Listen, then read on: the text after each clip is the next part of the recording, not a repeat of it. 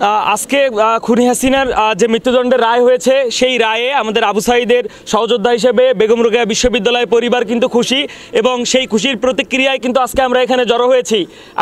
আপনারা জানেন যার প্রত্যক্ষ এবং পরোক্ষ নির্দেশে আমার ভাই আবু সাঈদের বুকে এখানে বেগম রোকেয়া বিশ্ববিদ্যালয়ের ফটকের সামনে বুকে গুলি করে হত্যা করা হয়েছে, তার ফাঁসির রায়ে আজকে আমরা বেগম রোকেয়া বিশ্ববিদ্যালয়ের শিক্ষার্থীরা আবু সাঈদের সহযোদ্ধারা আমরা খুশি এবং সারা বাংলাদেশ সহ আজকে বেগম রোকেয়া বিশ্ববিদ্যালয়ে এই রায়ের প্রতিক্রিয়ায় খুশিতে কিন্তু আজকে আমরা আনন্দ মিছিলের আয়োজন করেছি। এখানে আনন্দ মিছিল এবং মিষ্টি বিতরণ হবে আবু সাঈদের সহযোদ্ধাদের পক্ষ থেকে। জুলাই আগস্টে যে গণহত্যা দেশব্যাপী চালিয়েছে খুনি শেখ হাসিনা এবং তার মন্ত্রিপরিষদের সদস্যরা, সেই সাথে আইনশৃঙ্খলা বাহিনীর যারাই আমার ভাই আবু সাঈদ সহ সারা বাংলাদেশে যে সমস্ত হত্যাকাণ্ড চালিয়েছে, আজকে তাদের যে সেই ইন্ধনদাতা যে প্রধান খুনি শেখ হাসিনার তার যে ফাঁসির রায় হলো, এতে বেগম রোকেয়া বিশ্ববিদ্যালয়ের শিক্ষার্থীরা, শহীদ আবু সাঈদের শিক্ষার্থীরা আমরা উচ্ছ্বাসিত। আমরা চাই অনতিবিলম্বে তাকে দেশে ফিরিয়ে এনে এই রায় দ্রুত কার্যকর করা হোক। তবেই এই জুলাই আগস্টের গণহত্যার ফলে যে আমাদের ভাইরা যে শহীদ হয়েছেন, তাদের শহীদের আত্মা প্রশান্তি পাবে। আপনারা সকলেই জানেন যে আমার আবু সাঈদ হত্যা সহ চাঙ্কার ফুল এবং সব ধরনের যে 5টা রায় আছে, আমাদের যে রায় আছে, ওই রায়ের মধ্য দিয়ে মানবতা বিরোধী অপরাধে আন্তর্জাতিক ট্রাইব্যুনালে যে হাসিনা সহ অন্যান্য যে আসামিরা আছে তাদেরকে যে রায় ঘোষণা দিয়েছে, আমরা এখানে ছাত্রছাত্রীরা সহ এবং অন্যান্য যারা মানুষ আছে আমরা সকলেই এতে খুশি।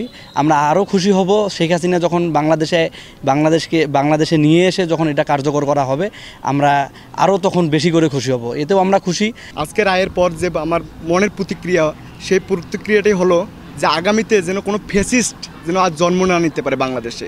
কেননা এই হাসিনাকে দেখে প্রত্যেকটা দল এবং প্রত্যেকটা মানুষকে শেখা উচিত যে যদি কেউ ফ্যাসিস্ট হয় তাহলে তার সাজা এই আদালতেই কিন্তু হবে।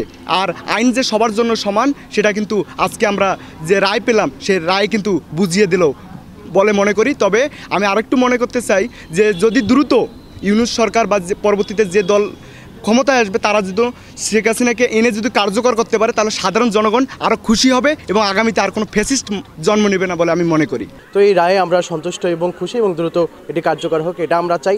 কিন্তু এর মধ্যেও একটি কথা আছে যে এখানে 5টি বিষয় আসলে সম্পৃক্ত ছিল। এর মধ্যে শহীদ আবু সাঈদ হত্যাকাণ্ড একটি, এবং শহীদ আবু সাঈদকে যারা হত্যা করেছে তাদের নির্দেশদাতা ছিলেন তারা, কিন্তু গ্রাউন্ড ওয়ার্ক যারা করেছেন তাদেরকে এখনও তারা বিচারাধীন অবস্থায় আছেন। আমরা আশা করি যে তাদের বিচারটা আমরা দ্রুত পাবো এবং এটি আন্তর্জাতিক অপরাধ ট্রাইব্যুনাল 2-তে যেটি অনুষ্ঠিত হচ্ছে, এবং এটিও আমরা আশা করি দ্রুত পাবো। এবং এখানে যারা গ্রাউন্ড ওয়ার্ক করেছেন এবং যারা সরাসরি আবু সাঈদকে হত্যা করেছেন সে বিষয়টি চলে আসবে।